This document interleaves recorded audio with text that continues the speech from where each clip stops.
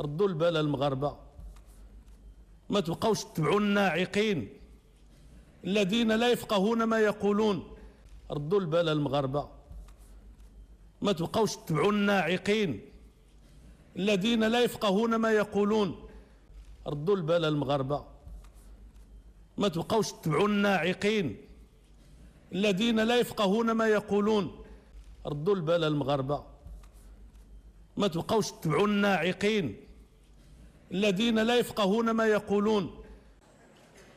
شكرا سيد الرئيس المحترم.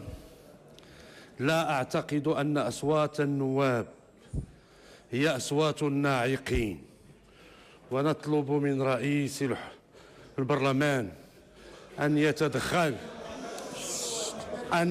أن يصدر عن رئيس الحكومة إنذار للشعب المغربي من أصوات الناعقين.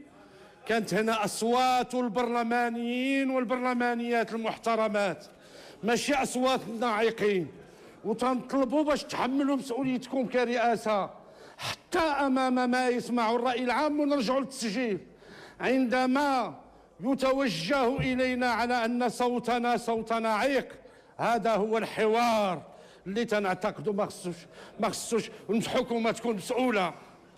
كلمة السيد رئيس الحكومة.